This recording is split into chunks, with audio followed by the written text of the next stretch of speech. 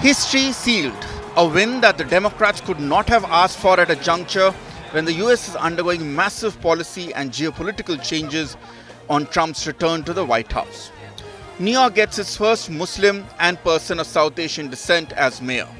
A Democratic Socialist, 34-year-old Zohran Mamdani defeated former governor and independent candidate Andrew Cuomo and Republican candidate Curtis Silva to ascend to the mayoral post. Mamdani will be sworn in on New Year's Day 2026.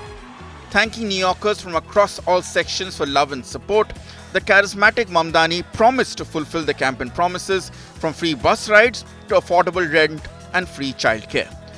In his post-victory speech, Mamdani promised to go after richest sections hoarding money and exploiting the common man, a direct reference and challenge to US President Donald Trump and a realtor. If anyone can show a nation betrayed by Donald Trump how to defeat him, it is the city that gave rise to him. So Donald Trump, since I know you're watching, I have 4 words for you. Turn the volume up.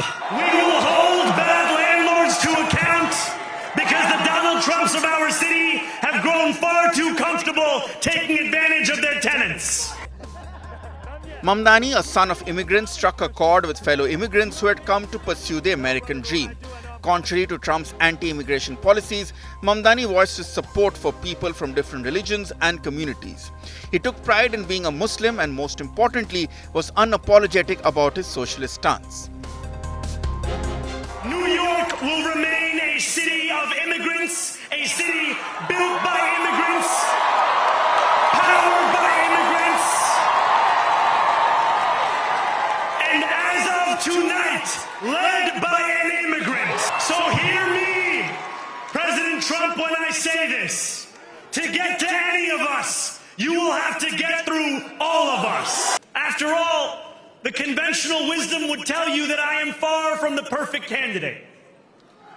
I am young, despite my best efforts to grow older. I am Muslim. I am a democratic socialist. And most damning of all, I refuse to apologize for any of this. Mamdani's Indian roots reverberated in his speech as he invoked former Indian Prime Minister Jawaharlal Nehru's tryst with destiny speech. I think of the words of Jawaharlal Nehru. A moment comes but rarely in history when we step out from the old to the new, when an age ends and when the soul of a nation long suppressed finds utterance. So let us speak now with clarity and conviction that cannot be misunderstood about what this new age will deliver and for whom. Sir.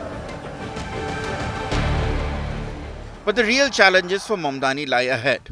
Though his campaign touched the core economic issues, prioritizing the working class section, recent threats by Donald Trump saying that he would not be contributing federal funds other than the very minimum as required to New York if Mamdani wins the election is worrisome. His criticism of the business class and the elite who call New York City their home and Manhattan as the financial capital of the world will also see upheaval. For an effective rule, Mamdani has to make some peace with the class. His support for Palestine and promise to arrest Israeli Prime Minister Benjamin Netanyahu if he sets foot in New York will also be tested. Trump may also see a tussle with Mamdani since New York is the former's business hub. As supporters cheered for Mamdani, Virginia, New Jersey and California too had reasons to celebrate. Virginia and New Jersey got their first female Democrat governor and lieutenant governor in Abigail Spanberger and Ghazala Hashmi. Democrat Jay Jones bagged the Attorney General's post in Virginia. In New Jersey, Democrat Mikey Sherrill won the gubernatorial race. Aftab Pureval won the re-election as the mayor of Cincinnati after defeating J.D. Vance's half-brother, Corey Bauman. The victories come ahead of the primaries and will determine the next strategy for the Republicans. As the winners received congratulatory messages from top Democrat leaders like Barack Obama, Hillary Clinton, Gavin Newsom and Senator Elizabeth Warren, it was President Donald Trump who blamed the ballot for missing his name and the government shutdown as reasons for the defeat of the Republicans. House Speaker Mike Johnson in a post told New Yorkers that they have chosen a true extremist and a Marxist and that the consequences will be faced across the nation.